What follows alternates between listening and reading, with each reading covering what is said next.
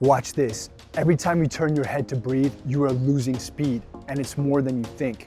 Most swimmers have no idea that this is even happening. It's making your freestyle feel slow, heavy, and stuck. The crazy part is that your stroke might be almost perfect, but there's a small timing glitch in your breath that is throwing everything else off. In this video, I'm gonna show you why that slowdown is happening, how to fix it fast, and so that you feel noticeably faster in the first 10 minutes of your next swim. Let's get into it.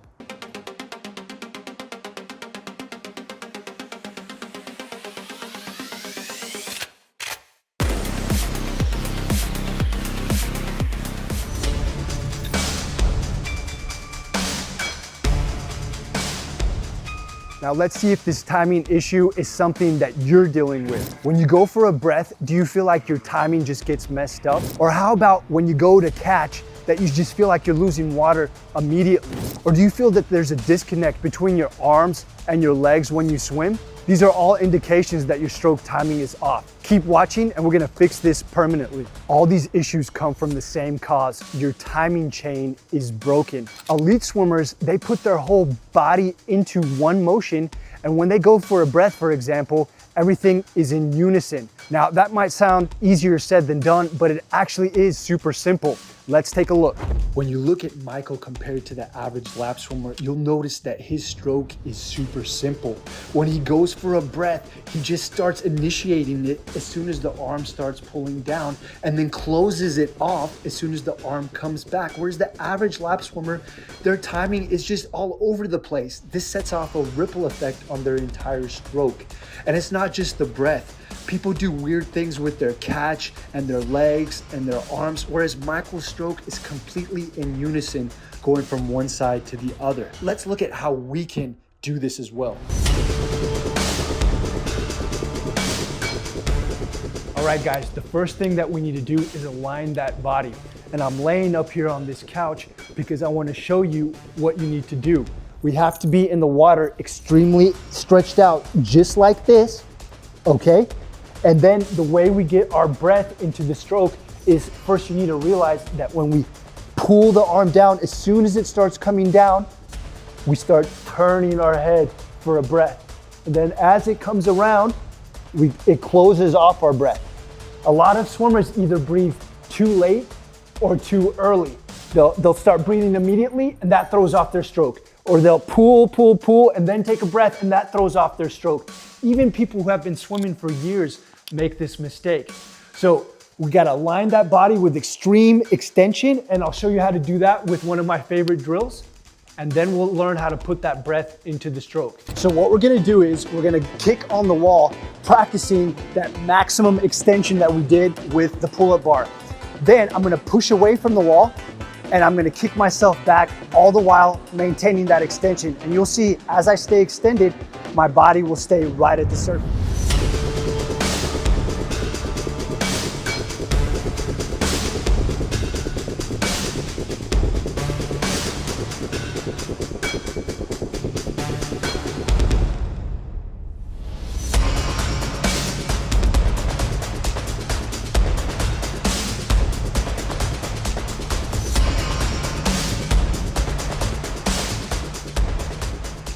This is a drill progression I do with all my clients. First, we start at the wall with our feet on the ground and simply turn our head to breathe as soon as our pulling arm comes down.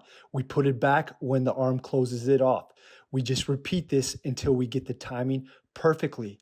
Then we want to actually be going somewhere, and we take a kickboard and do the same thing with a single arm. Keep that body extended and stretched out the whole time. Then after we do that and get comfortable, we're gonna do it with both arms, as you'll see in just a minute.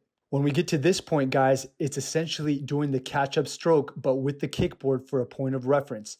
Notice that when I go for a breath, I'm doing it as the pulling arm comes down, and then I put my head back when the arm is back. The next step after this is only to go into the full catch-up stroke, no board needed.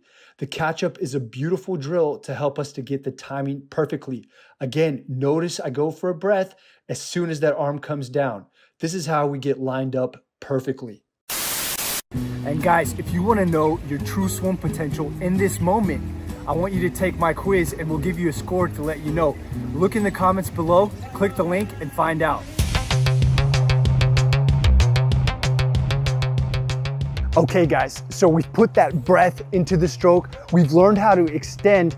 Now within that extended position, let's master perfect rotation from side to side. And remember, freestyle is the whole body rotating from one side to the other. But the trick is, the top rotates more than the bottom. What do I mean? Watch this. Perfect rotation is simply stretching to the max, but having my toes pointed forward and my hips locked in. When I rotate to the max in the water with my hips locked in, my hips rotate less. So watch that again. Here's perfect rotation. I'm coming in, rotate straight as far as I can go, and my hips are just rotated with my arm, but they're not over rotating like this, and they're not just staying flat like this. And when I rotate like this, I can get the elbow high and I can pull through with massive power. Now let's get a visual on that perfect rotation. Nobody does it better than David Popovici. Check this out. This slow motion footage of Olympic gold medalist David Popovici shows that perfect rotation so well.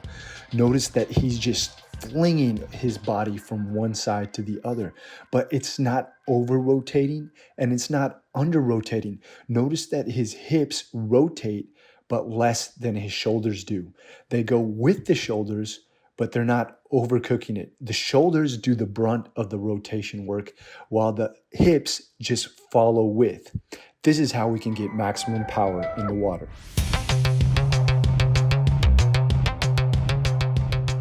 Some of you might be wondering, yo Lucas, how come you didn't even mention the kick? Well, the beautiful thing is if you get everything right that we just talked about, the kick will almost just happen on its own. All you need to be concerned with is not to have stiff and rigid ankles, because if you kick with stiff and rigid ankles, it will pull you backwards and down.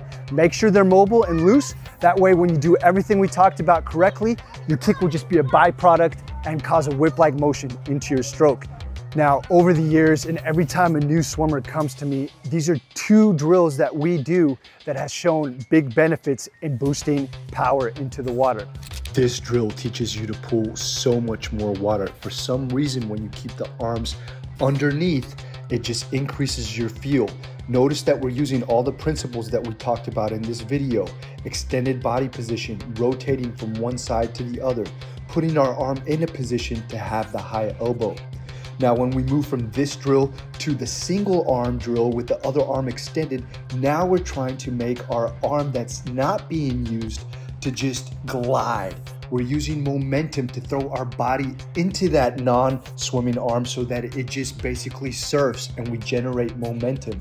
This combination of drills, I found that over the years produces big results. When timing syncs up, everything comes together.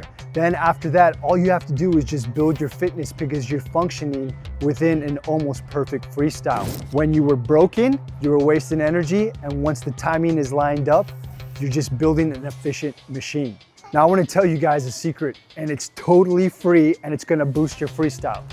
Subscribe to the channel. It's going to help us, because once we have a bigger channel, we can produce more full time. And this is a dream of ours. So if you found value in this video, give us a like, subscribe to the channel. That's how you can support us. Now, if you want to know how to go in depth on catching more water, I did a great video on that. It's got over 100K views. Check it out here. And I can't wait to see you in the next one. Take care.